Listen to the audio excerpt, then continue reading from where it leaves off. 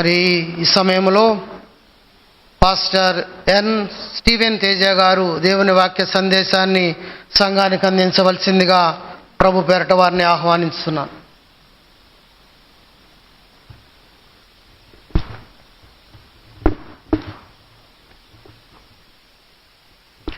Praise Lord. Hallelujah, hallelujah. సర్వ మహిమ ఘనత ప్రభావాలు కేవలం నజరేయుడైన యేసుక్రీస్తుకు మాత్రమే చెందునుగాక. హల్లెలూయా. నాకు ఈ అవకాశం ఇచ్చిన క్రైస్ట్ సేవియర్ సంఘానికి అందరికీ కూడా నా హృదయపూర్వకమైన వందనాలు. ఇక్కడ వచ్చిన మీకు అందరికీ కూడా నా ప్రత్యేకమైన కృతజ్ఞతలు తెలియజేసుకుంటున్నాను. చాలామంది డ్యూటీస్కి వెళ్ళొచ్చారు, చాలామంది డ్యూటీకి వెళ్ళాల్సిన వాళ్ళు ఉన్నారు. ప్రత్యేకంగా దేవుని యొక్క వాక్యం పట్ల ఆసక్తి కలిగి ఇక్కడికి వచ్చినందుకు దేవుడి నామంలో మీకు అందరికీ కూడా శుభవందనాలు తెలియజేసుకుంటున్నాను. రోమిలకు రాసిన పత్రిక 8వ అధ్యాయం 31వ వచనం. రోమిలకు రాసిన పత్రిక 8వ అధ్యాయం 31వ వచనం ఎవరైనా చదవగలరండి?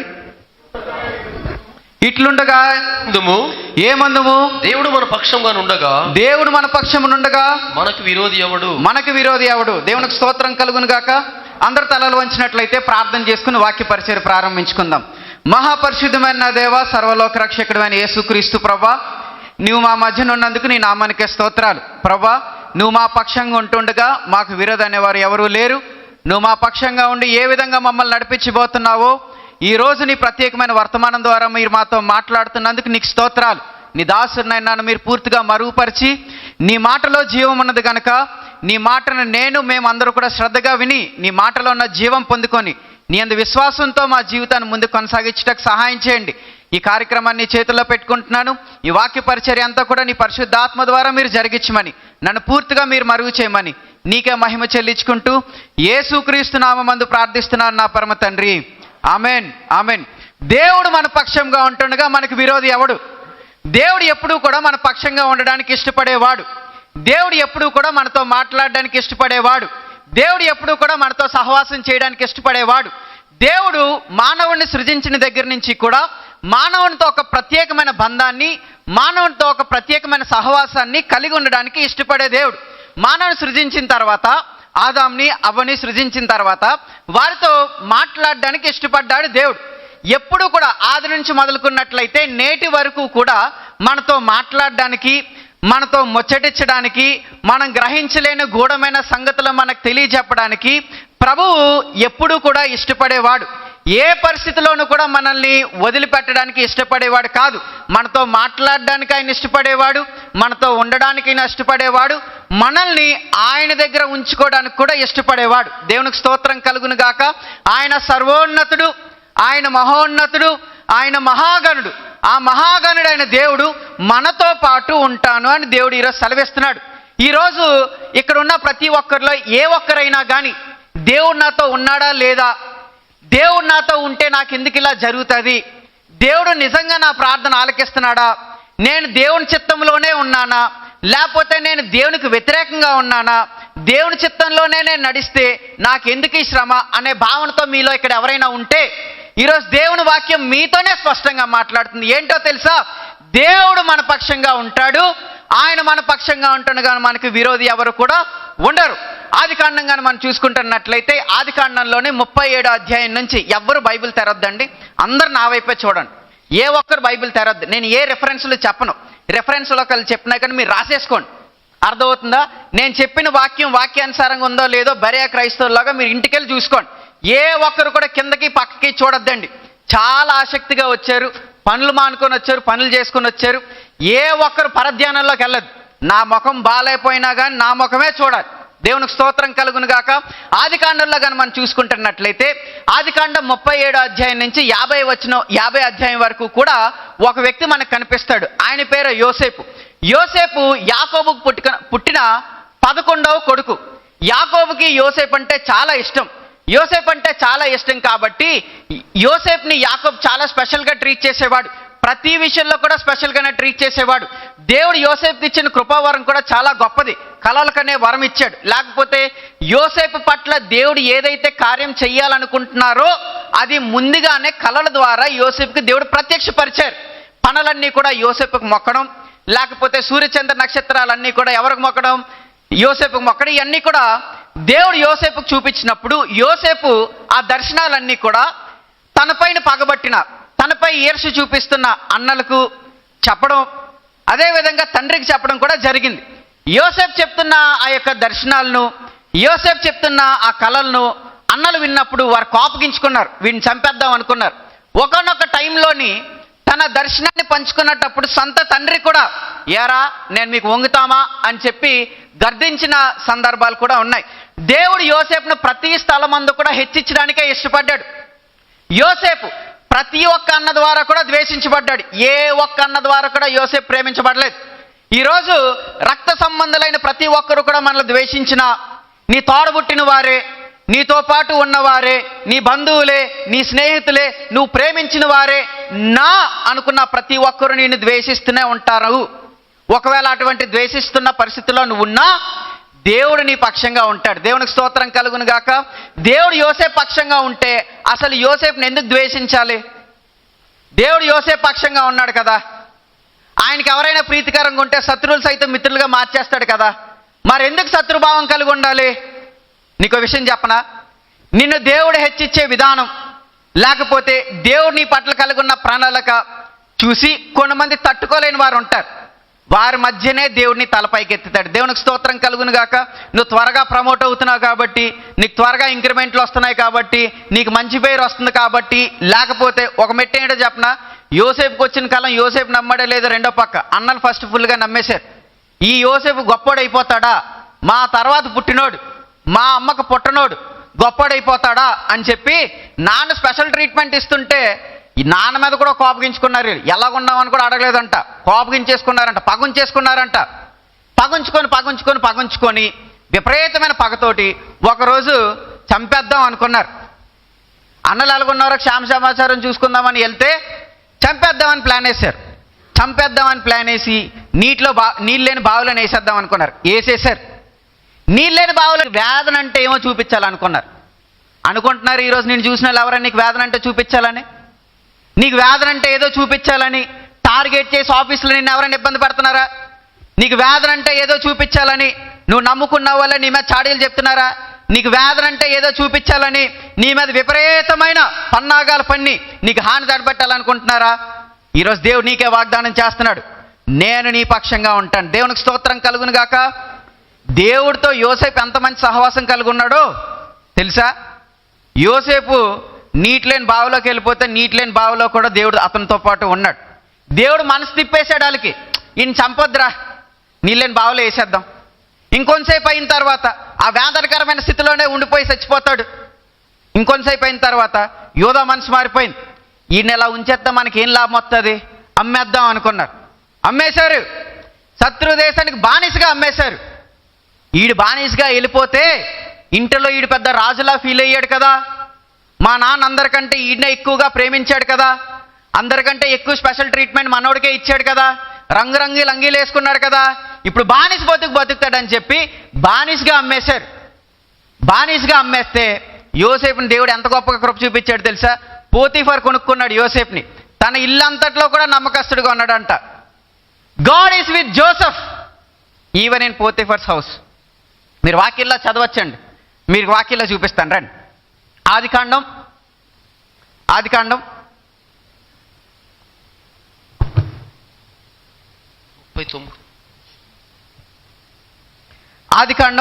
39వ అధ్యాయం 3వ వచనం చూడాలి. యెహోవా అతనికి తోడై ఉండునని అతడు చేసినదంతా అతని చేతిలో యెహోవా సఫలము చేసిననియు అతని యజమానుడు చూసినప్పుడు యోసేపు మీద అతని కటాక్షం కలిగెను. అందరు తలల పైకి నా వైపు చూడండి. శత్రు దేశానికి అమ్మేశారంట, బానిసగా అమ్మేశారంట. ఆ బానిసగా అమ్మేసినా కానీ దేవుడు అతనితో పాటు ఉండడం బట్టి యజమానులకు కూడా కటాక్షం కలిగిందంట. దేవునికి స్తోత్రం కలుగును గాక. నీ దేవుడు నీ పక్షంగా ఉంటే ఏం చేస్తాడో తెలుసా? నీపైన ఉన్న యజమానులకు నీపై కటాక్షం కలిగేలా చేస్తాడు. దేవునికి స్తోత్రం కలుగును గాక. నిన్ను టార్గెట్ చేసిన యజమానులే వీరు నన్ను బాధ పెడతారేమో, వీరు నన్ను లేకుండా చేస్తారేమో అనుకున్న ఆ యజమానులే నీపై కటాక్షం చూపించి బాధ్యత అంతా నీకే అప్పగిస్తారు. దేవునికి స్తోత్రం కలుగును గాక. దేవుడు మన పక్షంగా ఉంటే ఏ మనుష్యుడు మనం ఏం చేయలేడు, ఏ మనుష్యుడు మనల్ని ఏం చేయలేడు. వాళ్ళు బలమైన వాళ్ళైనా, వాళ్ళు శక్తివంతులైనా, వాళ్ళు రాజకీయ నాయకులైనా, మరి ఏ శక్తులు వారికి ఎక్కువ ఉన్నా, వారి గుంపు ఎక్కువ ఉన్నా కానీ దేవుడు నీకే విజయం ఇస్తాడు. దేవునికి స్తోత్రం కలుగును గాక. ఎందుకో తెలుసా? మన దేవుడు సర్వశక్తి కలిగిన దేవుడు, రాజకీయాల కంటే శక్తి కలిగిన దేవుడు, వారి బలగాల కంటే శక్తి కలిగిన దేవుడు, వారి బలం కంటే బలమైన దేవుడు, సర్వోన్నతుడైన దేవుడు.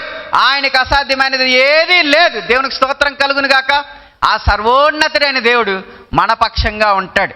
యోసేపుతో పాటు ఉన్నాడండి పోతీఫర్ గృహంలోని. యోసేపు అనుకుని ఉంటాడు, పోన్లే మా అన్నలు నన్ను ఒకవేళ తోసేసినా, మరలా తీసుకొచ్చి ఇక్కడ బానిసగా అమ్మేసినా, ఇప్పుడు నా లైఫ్ కొంచెం బాగానే ఉందేమో అని అనుకున్నాడు. ఈ లోపల శోధన వచ్చింది. పోతీఫర్ భార్య చెడు చూపు చూసింది. పదే పదే ఏం చేస్తుందంట? మాట్లాడుతుందంట. పదే ఏం చేస్తుందంట? పాపం చేయమని అడుగుతుందంట. నీకో విషయం చెప్పనా? దేవుడు నీ పక్షంగా ఉంటే నీకు విరోధి ఎవడు లేడు. దేవుడు నిన్ను ఎప్పుడు వదిలేసి వెళ్ళిపోడు, నువ్వు వదిలి వెళ్ళిపోతావు. వినబడుతుందండి? దేవుడు ఏనాడు నిన్ను వదిలిపెట్టి వెళ్ళిపోవాలనుకోడు. ఆదాము అవ్వగారు తినవద్దన్న ఫలాన్ని తిన్నారా లేదా? దేవుడు రావడం మానేశాడా? దేవుడు వచ్చాడు, ఈలే దాక్కున్నారు. దేవుడు వచ్చాడు, ఈలే దాక్కున్నారు. నీ పాపం దేవుడి నుంచి నేను దూరంగా తీసుకెళ్తుంది. యోసేపు ఏం చేశాడో తెలుసా? నేను దేవుడికి దూరం అవ్వకూడదని పాపం నుంచి పారిపోయాడు ఆయన. దేవునికి స్తోత్రం కలుగును గాక. దేవుడు నీతో పాటు ఉండాలంటే నువ్వు ముందు దేవుడితో ఉండాలి. పరిశుద్ధతయే ఎన్నటన్నిటికీ దేవునికి తగినది. శుద్ధమైన హృదయం ఉండాలి, చూపుల్లో పవిత్రత ఉండాలి, మాటలో పవిత్రత ఉండాలి, చేతలో పవిత్రత ఉండాలి. దేవుడు నా పక్షంగా ఉండాలని కోరుకుంటున్న మనం, దేవుడు మన పక్షంగా ఉండి విరోధులతో వ్యాజ్యమాడాలని కోరుకుంటున్న మనం, దేవుడు మన పక్షంగా ఉండి శత్రు బలహాలన్నింటినీ కూడా లయపరచాలని కోరుకుంటున్న మనం, దేవుని పక్షంగా మనం ఉండాలి. దేవునికి స్తోత్రం కలుగును గాక. దేవునికి ఇష్టమైన రీతిలో మనం ఉండాలి, దేవుని కోరుకునేలాగా మనం ఉండాలి. యోసేపు అలా ఉన్నాడు. పదే పాపానికి ప్రేరేపించినా కానీ యోసేపు పాపానికి అక్కడ కూడా లొంగిపోలేదు. నీ జీవితంలో ఏదైనా పాపం ఈరోజు నేను ప్రేరేపిస్తుంటే దానికి లొంగిపోతున్నావా? అది సినిమాలైనా, అది షికారులైనా, వ్యర్థమైన మాటలైనా, వ్యర్థమైన సంబంధాలైనా, వ్యర్థమైన సహవాసాలైనా, వ్యర్థమైన బంధుత్వాలైనా, వ్యర్థమైన మాటలైనా, మరి ఏ రకమైన చెడు అలవాటైనా కానీ ఈరోజు నీ జీవితంలో నేను ప్రభావితం చేస్తుందా?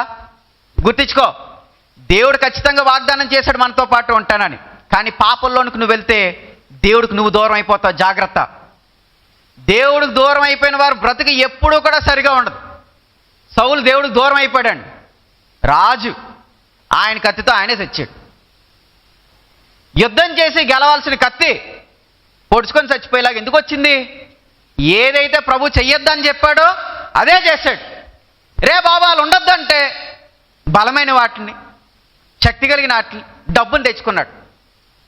మళ్ళీ రివర్స్లో చెప్పడం, నేను బలర్పించడానికి చెప్పాను. సమూయేలు అంటాడు, అరే సౌలా, నీ బలులు అర్పించడం దేవుడికి అవసరం అంటావా?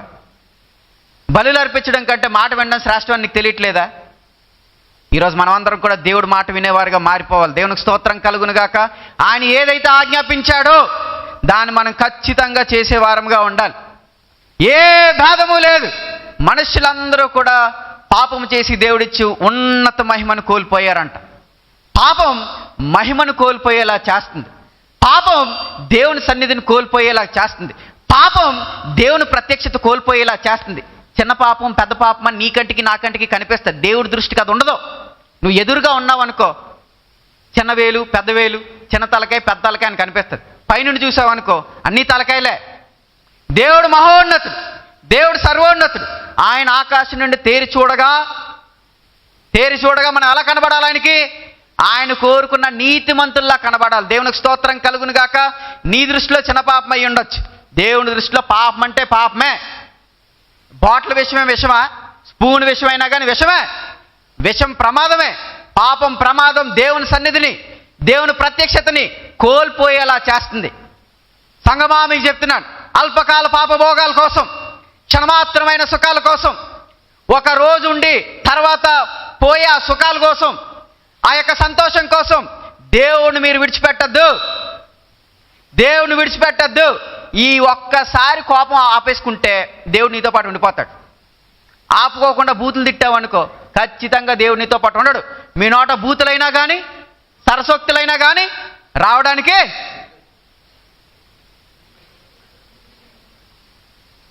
తెలుగు వచ్చిన వాళ్ళందరూ స్తోత్రం చెప్పండి. 2 చేతులు పైకెట్టి స్తోత్రం చెప్పండి. తెలుగు రాణాలు స్తోత్రం చెప్పండి. Is there anyone here who doesn't know how to speak in Telugu, or is there anyone who cannot understand Telugu? ఎవ్వరూ లేరు. దేవునికి స్తోత్రం కలుగును గాక.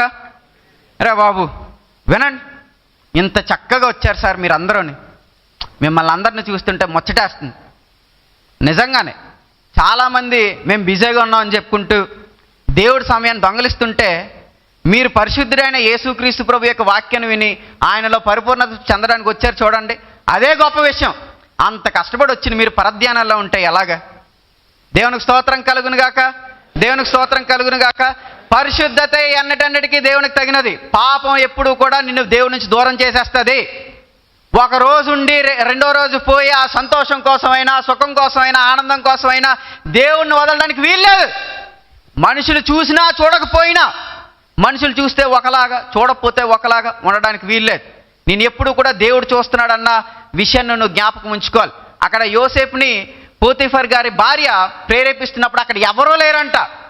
మనలో చాలామంది మహానుభావులు ఉంటారు. ఎవ్వరూ చూడలేదు కాబట్టి వెలిగిచ్చేద్దాం, ఎవ్వరు చూడలేదు కాబట్టి ఇప్పేద్దాం, ఎవ్వరూ చూడలేదు కాబట్టి చేసేద్దాం అనుకున్న వాళ్ళు చాలామంది ఉన్నారు. ఎవ్వరూ చూడట్లేదని నువ్వు చీకట్లో చేసిన రహస్యమైన పాపాలన్నీ కూడా బట్టబయలైపోతాయి. తీర్పు తీర్చేస్తాడు దేవుడు. నువ్వు అనుకుంటున్నావు చీకట్లో నేను చేసిన తప్ప ఎవడికి కనబడట్లేదు, మారుమూలకి వెళ్ళిపోయి నేను చేసిన తప్ప ఎవడికి కనబడట్లేదు, నేను అన్న మాట ఎవడికి వినబడట్లేదు అని నువ్వు అనుకుంటున్నావేమో. రహస్యంగా రూమ్లో తలుపులు వేసుకొని నేను సినిమా చూస్తే ఎవరు వినట్లేదు, ఎవరికి తెలియదు నేను పరిశుద్ధుడినే అని మేకపోతే గాంభీర్యం చూపిస్తూ పైకి వేషధారలాగా ఉంటున్నారేమో. జాగ్రత్త. ఎవ్వరూ చూడట్లేదని నువ్వు పాపం చేసావు అనుకో, దేవుడు నీతో పాటు ఉండడు. ఎవ్వరూ చూడట్లేదని ఆయనకు తెలిసినా, పోతీఫర్ భార్య అందంగా ఉన్నా అందానికి యోసేపు పడలేదు. యోసేపు లైఫ్ మనకి ఛాలెంజింగ్. అందానికి పడలేదు, సౌందర్యానికి పడలేదు, డబ్బుకు పడలేదు. పరిశుద్ధత కాపాడుకోవడానికి మాత్రం ఇష్టపడ్డాడు. దేవుడు ఎందుకండి యోసేపుతో పాటు ఉన్నాడు? యోసేపు చూపు దేవుడికి తెలుసు, యోసేపు మాట దేవుడికి తెలుసు, యోసేపు స్వభావం దేవుడికి తెలుసు. అందుకనే యోసేపుతో పాటు దేవుడు అన్నాడు. దేవునికి స్తోత్రం కలుగును గాక. ఇంత పరిశుద్ధంగా ఉన్నా కానీ మరలా చెరసాలలోకి వెళ్ళాల్సి వచ్చింది. ఏంటండి? మరలా చెరసాలలోకి వచ్చింది. నీకు విషయం చెప్పనా? యోసేపు పోతీఫర్ గారి ఇంట్లోని మొత్తం అంత అధికారి ఆయనే. మీరు చూసుకోండి, తండ్రి ఇంట్లో చూసినా కానీ యోసేపుని దేవుడు కనపరిచాడు. పోతీఫర్ ఇంట్లో చూసినా కానీ పోతీఫరు కేవలం ఇంట్లో వచ్చి కూర్చోవడం మాత్రమే. మొత్తం అంతటి మీద అధికారి ఎవరు? యోసేపు గారు. తర్వాత ఫరో దగ్గరికి వెళ్ళిపోయిన తర్వాత కూడా సింహాసన విషయంలో తప్ప మిగతా విషయాలు అన్నిటి కూడా వెంట్రుక ముక్క పడాలన్నా కానీ ఎవరికి చెప్పాలంట? యోసేపు గారికి చెప్పాలంట. మొత్తం అన్నటి దగ్గర ఆయనే కింగ్. అలాంటి కింగ్ మరలా చెరసల్లోకి పడిపోయాడంటే ఎందుకు పడిపోయాడు అంటారు? మీకు ఒక విషయం చెప్పనా? మనం బాగుంది అని అనుకుంటాం కదా, ఆ పరిస్థితుల్లో నుంచి, నీ కంఫర్ట్ జోన్ నుంచి దేవుడు నిన్ను తీసేస్తాడు. నిన్ను దేవుడు కంఫర్ట్ జోన్లో ఉండనివ్వడు. ఎందుకంటే దర్శనం గొప్పది కదండి, చూపించిన దర్శనం గొప్పది కదండి, ఉన్న ప్రణాళిక గొప్పది కదండి. దేవుడికి మన పట్ల చాలా గొప్ప ప్రణాళికలు ఉంటాయి. ఆ ప్రణాళిక గుండా మనం వెళ్తున్నప్పుడు కొన్నిసార్లు మన కంఫర్ట్ జోన్ కనిపిస్తుంది. ఈ ఆల్టో కార్ సరిపోద్ది, ఈ రెండు రూముల బిల్డింగ్ సరిపోద్ది, లేకపోతే ఆత్మీయ విషయాల్లోకి వచ్చినప్పటికి నేను ప్రార్థన చేస్తే జవాబు అవుతుంది, ఈ మాత్రం చాలు, నేను గంట ప్రార్థన చేస్తున్నాను చాలు. దేవుడు నీకు దర్శనం చూపించిందేమో మహామర్మాలు చూపించి ప్రజలందరికీ కూడా సత్యవాక్యం బోధించడండి. దేవుడు నీకు చూపించిందేమో మహా గొప్ప స్థితిలో నేను స్థిరపరుస్తానని. ఆ స్థిరపరుస్తానని చెప్పిన దేవుడు నీకు కంఫర్ట్ జోన్లో ఉండిపోతే అబ్బా భలే ఉన్నామని చూస్తాడా? ఏం చూడ్డా. నేను కంఫర్ట్ జోన్ నుంచి బయటికి తీసుకురావడానికి కొన్ని శ్రమలను దేవుడు అనుమతిస్తాడు. బంగారం చాలా విలువైనది. అది మినరల్గా ఉన్నప్పుడు దాన్ని బయటికి తీసిన తర్వాత కొలుములో వెయ్యకపోతే దానికి విలువ తక్కువ. శ్రమ వచ్చిందంటే విలువ పెరుగుతుంది. యోసేపు అలాగా ఏ శ్రమ లేకుండా ఉంటే, యోసేపు అలాగా పోతీఫర్ ఇంట్లోనే ఉండిపోతే పోతీఫర్ ఇంటి వరకు మాత్రమే పరిమితి అయ్యేవాడు. శ్రమ వచ్చింది, ఏకంగా ప్రధానమంత్రి అయిపోయాడు. దేవునికి స్తోత్రం కలుగును గాక. ఫరో తర్వాత ఆయనే ఉంగరం కూడా పెట్టేశారు. దేవునికి స్తోత్రం కలుగును గాక. మీకో విషయం చెప్పనా, యోసేపు లాస్ట్కి వచ్చినప్పటికల్లా దేవుని యొక్క దర్శనం నెరవేర్చాడు. అన్నలందరూ కూడా వచ్చి ఎవరి ద్వారా పోషించబడ్డారు? యోసేపు ద్వారానే. భయపడి వణికిపోయారు వాళ్ళు, బ్రతిమలాడుకున్నారు మమ్మల్ని చంపొద్దని చెప్పి. దేవునికి స్తోత్రం కలుగును గాక. యోసేపు వాళ్ళందరినీ క్షమించేశాడు. లాస్ట్లో చెప్పిన మాట ఏంటో తెలుసా? 50 అధ్యాయంలోని మీరు ఇదంతా కూడా చెడు జరగాలని చేశారు, కానీ దేవుడు మాత్రం రాబోయే కాలంలోని మంచి జరిగేలాగానే దీన్ని అనుమతించాడు. మీకో విషయం చెప్పనా, ఈ రోజుల్లోని లేకపోతే మీరు ఎదుర్కొంటున్న పరిస్థితుల్లోని మనుషులు మీకు వ్యతిరేకంగా మాట్లాడారేమో, మనుషులు మీ మీద అబద్ధ సాక్ష్యాలు పలికారేమో, పరిస్థితులన్నీ కూడా మీకు వ్యతిరేకంగా మార్చబడ్డాయేమో, లేకపోతే మనుషులు వివిధ రకాలైన తంత్రములు కల్పించి మిమ్మల్ని పడగొట్టాలని ప్రయత్నం చేశారేమో, కానీ దేవుడు ప్రాణాలకు మిమ్మల్ని హెచ్చించింది. మీరు మనుషుల మీద కోపం ఉంచుకోవడానికి వీల్లేదు, మీరు మనుషుల మీద పగనుంచుకోవడానికి వీల్లేదు, మీరు మనుషుల మీద అసహ్యత పెంచుకోవడానికి వీల్లేదు, మీరు మనుషుల మీద అయిష్టత పెంచుకోవడానికి వీల్లేదు. దేవుడే వారిని ప్రేరేపించి వారి హృదయాన్ని కఠినపరిచి అలా చేశాడు. ఎందుకు? నిన్ను గణపరచడానికి. దేవునికి స్తోత్రం కలుగును గాక. క్రైస్తవ విశ్వాసాన్ని అనుసరిస్తూ మనం అందరం కూడా ప్రతి ఒక్కరిని క్షమించే మనస్సు కలిగి ఉండాలి. గోతులో వేసిన వాళ్ళు క్షమించాడు, తర్వాత అన్యాయంగా చెరసాల్లో వేయించిన వారిని క్షమించాడు, పానదాయకుల అధిపతి 2 సంవత్సరాలు గుర్తే పెట్టుకోలేదు, ఆయన్ని కూడా క్షమించేశాడు. మనం ఎంతండి? యేసుక్రీస్తు ప్రభువే, పరిశుద్ధుడైన దేవుడే మనల్ని క్షమించడానికి ఇష్టపడుతున్నప్పుడు నీ తోటి వారిని నువ్వు క్షమించలేకపోవడానికి గల కారణం ఏంటి? నీ తోటి వారి మీద నువ్వు అయిష్టత పెంచుకోవడానికి గల కారణం ఏంటి? నీ తోటి వారి మీద ఇంకా మనసులో పగుంచుకోవడానికి గల కారణం ఏంటి? నీకు దేవుడితో సహవాసం లేకపోవడానికి గల ఫస్ట్ రీజన్ ఏంటో తెలుసా? పక్కోడి మీద నీకు కోపం ఉండడం.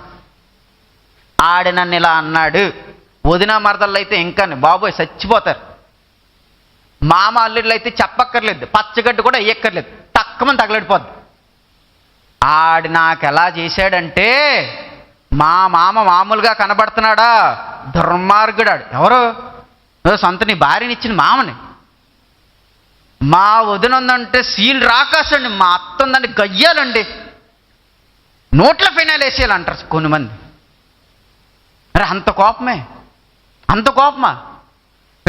నీకు భర్తనిచ్చిన తల్లి, నీ భర్తతో పాటు ఉన్న అక్కో చెల్లో, నీకు పిల్లనిచ్చిన మామ, వాళ్ళ మీద కోపాలు పెట్టేసుకుంటావా? చిన్న తగులు ఉంటాయి, చిన్న కోపాలు ఉంటాయి. నా సంపాదన తక్కువ అన్నాడండి, ఈరోజు నేను బెంజ్ కారు కొన్నాను. అరే పిచ్చోడా, నువ్వు బెంజ్ కారు కొనడానికే మీ మామ ద్వారా మాట్లాడిచ్చాడు. వాళ్ళ మీద కోపం పెట్టుకోకు. దేవునికి స్తోత్రం కలుగును గాక.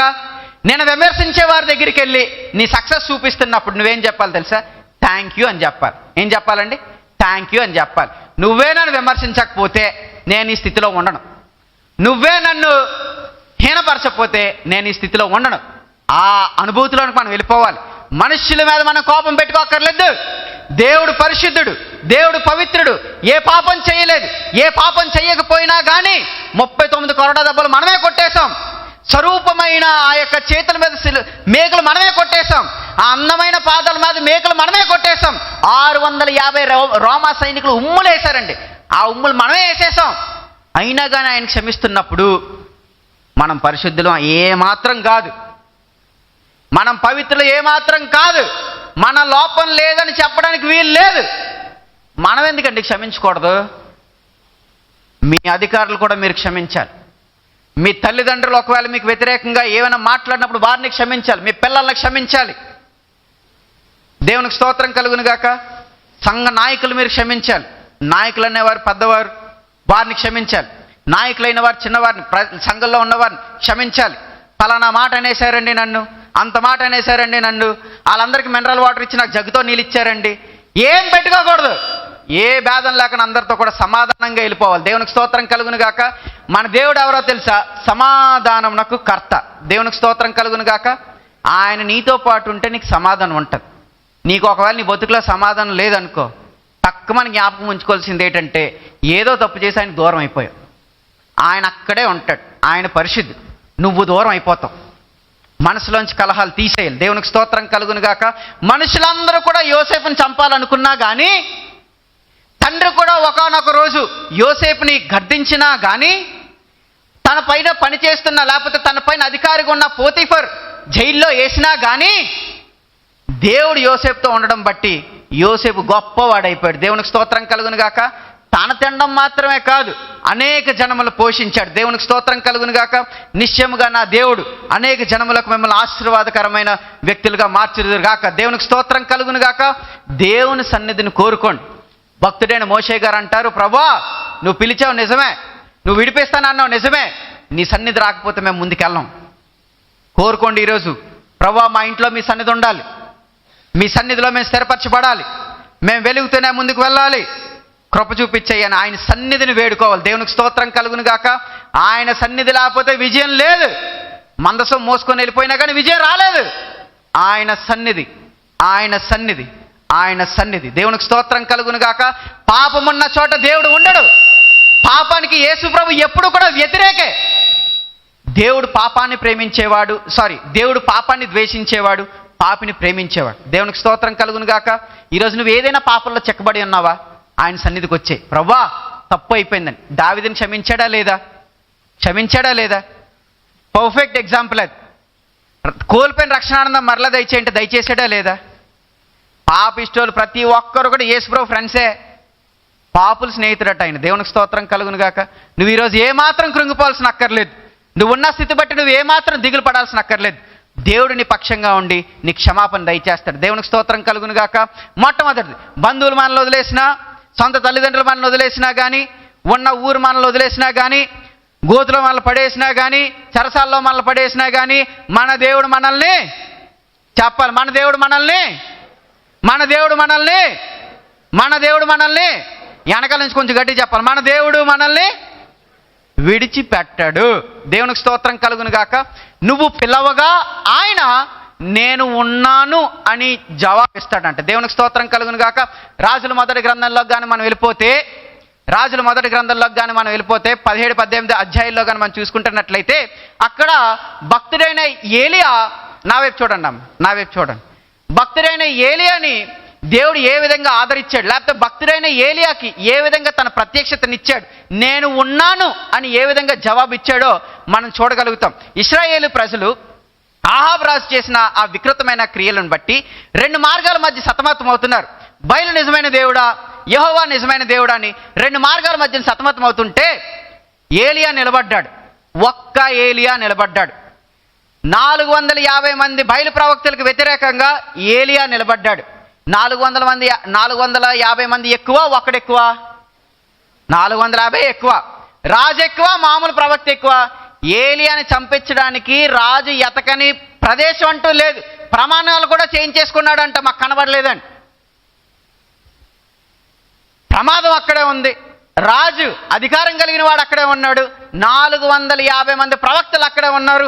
జనబలం చూసినా వాళ్ళదే ఎక్కువ, ధనబలం చూసినా వాళ్ళదే ఎక్కువ, లేకపోతే అధికార బలం చూసినా కానీ వాళ్ళదే ఎక్కువ అని దేవుడు ఏలియాని వదిలేశాడా? ఏలియాతో పాటే ఉన్నాడు. 450 మంది కేకలేస్తున్నారంట, బయలారా బయలారా బయలారా అంటే రావట్లేదు. గెంతులేస్తున్నారంట, రావట్లేదు. శస్త్రములతో కత్తులతో తమ దేహాన్ని ఏం చేసుకుంటున్నారంట? కోసుకుంటున్నారంట. అయినా కానీ జవాబు రాలేదు. నీకో విషయం తెలుసా? కేకల్లో దేవుడు ఉండడు, గంతుల్లో దేవుడు ఉండడు, అరుపుల్లో దేవుడు ఉండడు. దేవుడు ఆత్మ కనుక ఆయన ఆరాధించేవారు ఆత్మతోనూ సత్యంతోనూ ఆరాధించాలి. నీ ఆరాధనలో సత్యం ఉండాలి, నీ ప్రార్థనలో సత్యం ఉండాలి. కొంతమంది సంత వీధుల్లోకి వెళ్ళిపోయి పెద్ద పెద్ద అంగీలు వేసుకొని దీర్ఘకాల ప్రార్థన చేశారంట, వేషధారులైన వారు. అర్థమవుతుందా అండి? గంటల ప్రార్థన చేసాడండి. ఎప్పుడు? అందరు చూస్తున్నప్పుడు. గట్టిగా కేకలేస్తాడు. బాబు ఇక్కడ ఇంత గట్టిగా కేకలేస్తాడంటే ఇది ఖచ్చితంగా ఆత్మ నడిపింప, ఏం కాదు. కేకల్లో దేవుడు లేడు.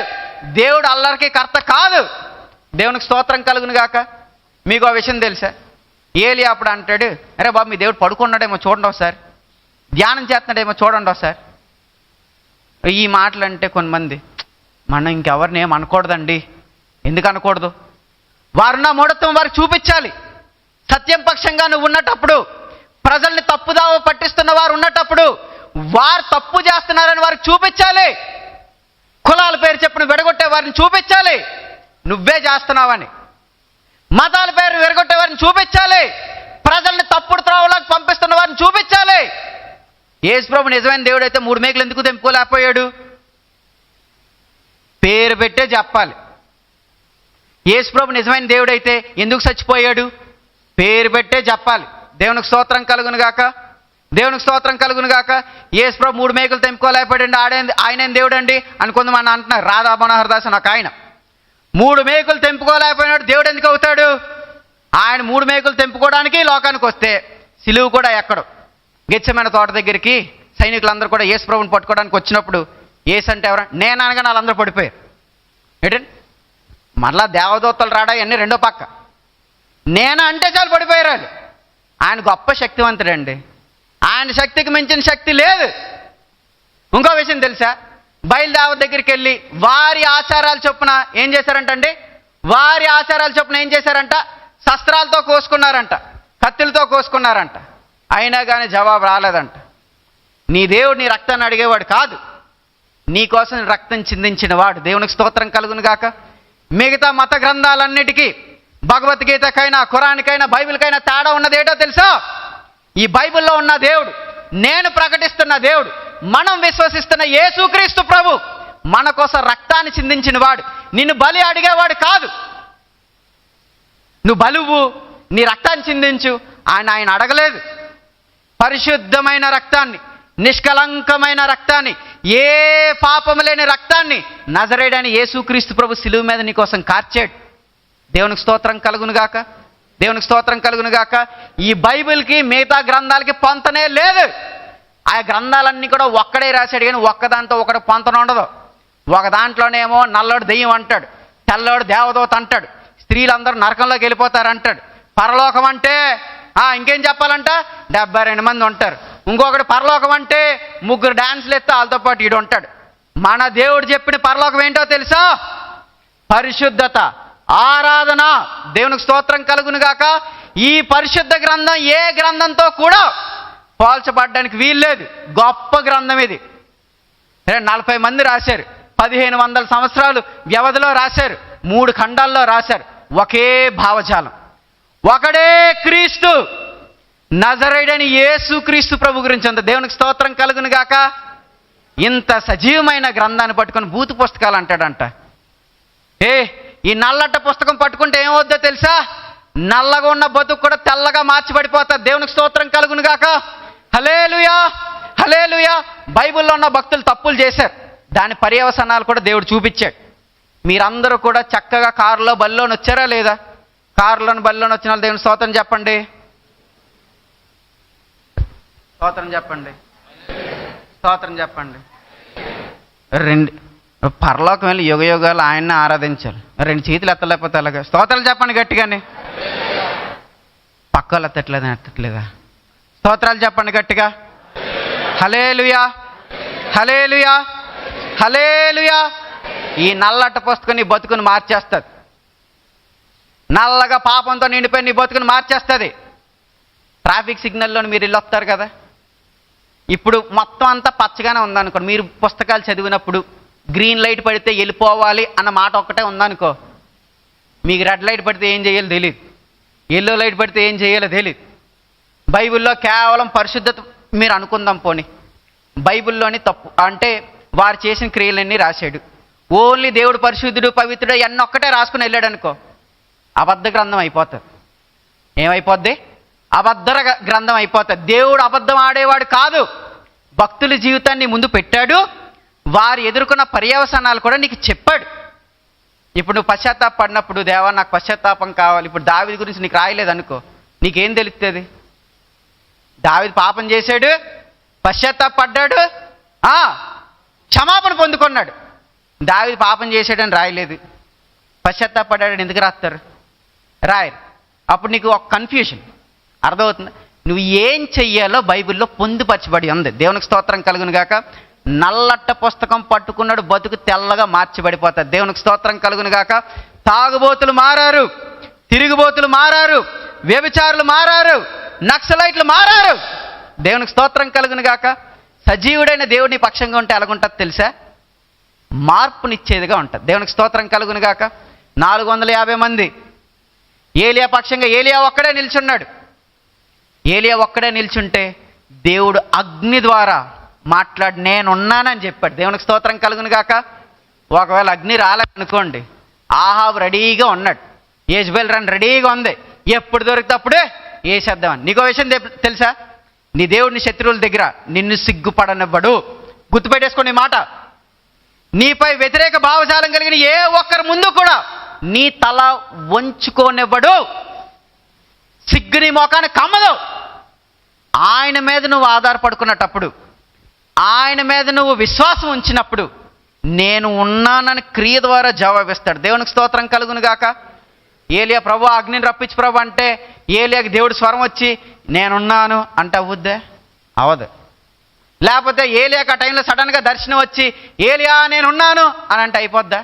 అగ్ని రావాలి, బలి అర్పణ అంగీకరించబడాలి. చేయి ప్రార్థన. ఏ విషయంలోనైతే నువ్వు రూఢిపరచాలనుకుంటున్నావో ప్రార్థన చెయ్యి, దేవుడు దాన్ని అంగీకరిస్తాడు. దేవునికి స్తోత్రం కలుగును గాక. నీ ముఖానికి సిగ్గు కమ్ముకోకుండా నిన్ను నిందించిన వారే, నిన్ను దూషించిన వారే నీ ముందు తల వంచుకునేలా దేవుడు చేస్తాడు. దేవునికి స్తోత్రం కలుగును గాక. ఒకసారి కాదండి, బైబిల్లో మీరు చూడండి, ఏ ఒక్క విశ్వాసిని కూడా దేవుడు తల వంచుకొని అవ్వలేదు.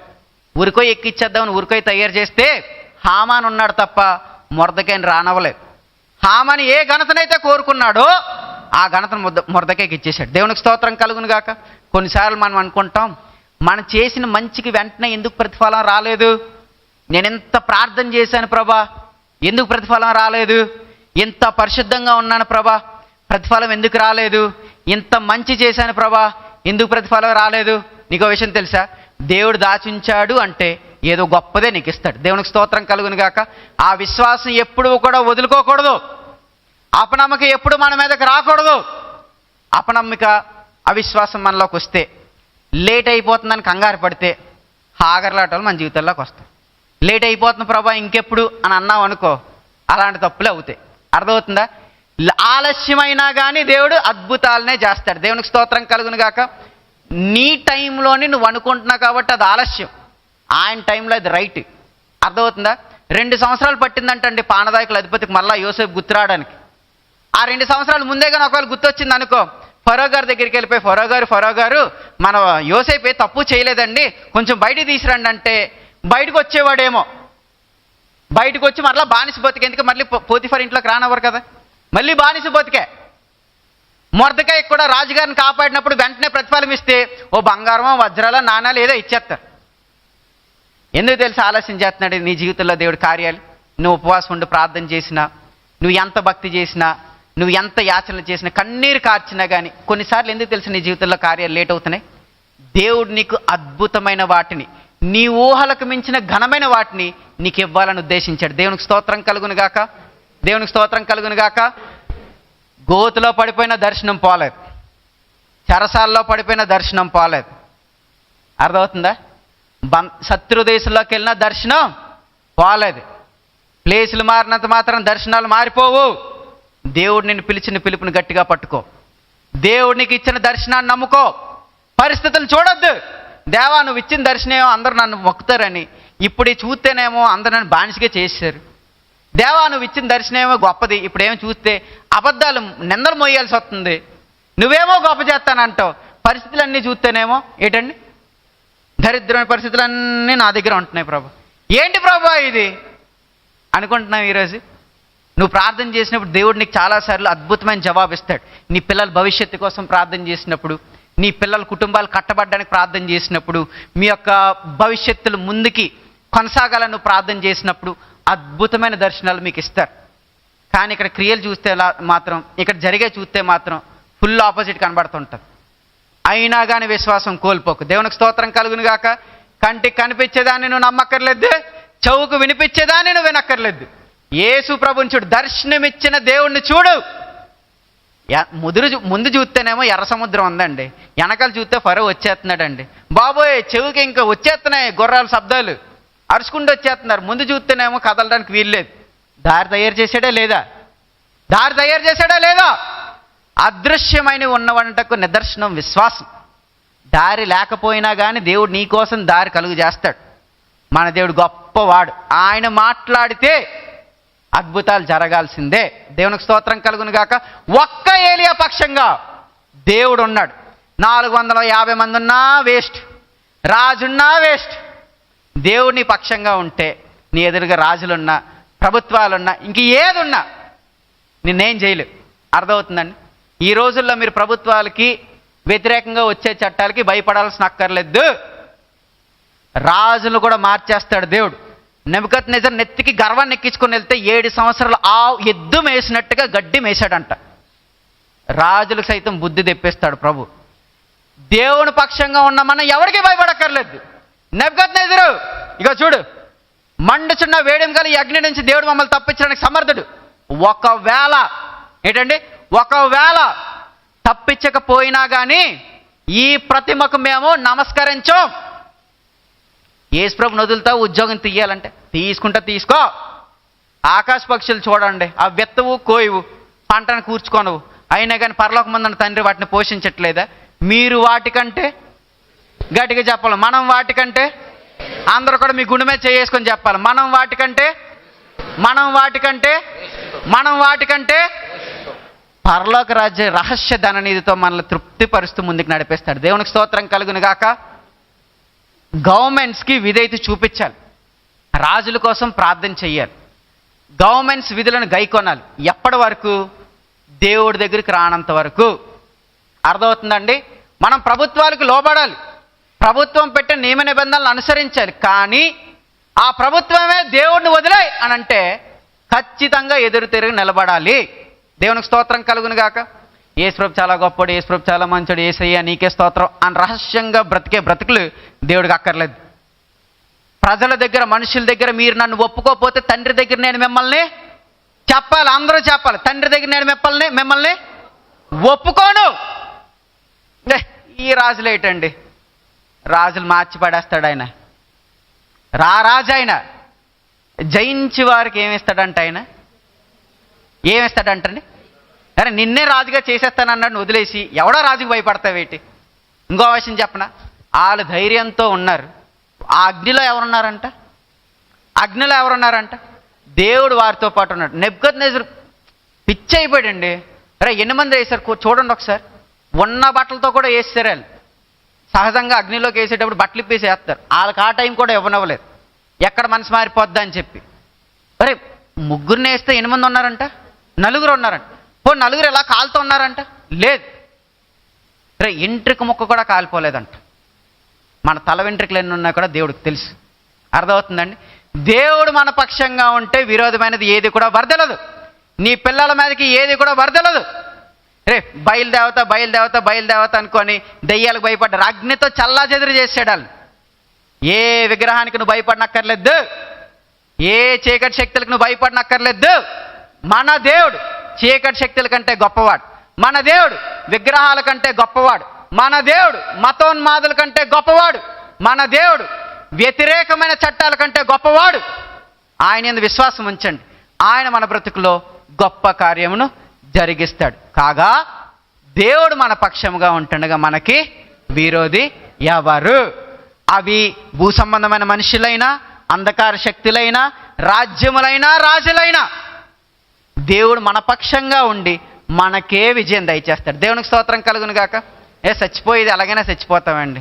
కరోనా వచ్చి బోల్డ్ మంది చచ్చిపోయారు, వాళ్ళు చంపేస్తేనే చచ్చిపోవాలా?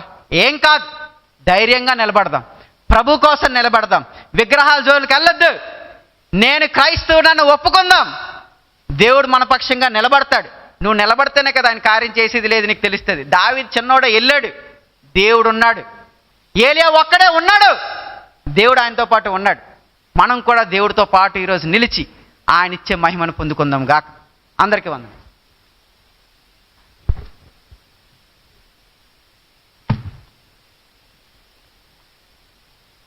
ఈరోజు దేవుని వాక్య సందేశాన్ని అందించినటువంటి పాస్టర్ ఎన్ స్టీవెన్ తేజ గారికి సంఘం తరపున ప్రత్యేకమైన వందనాలు వారికి తెలియజేస్తున్నాను. అలాగే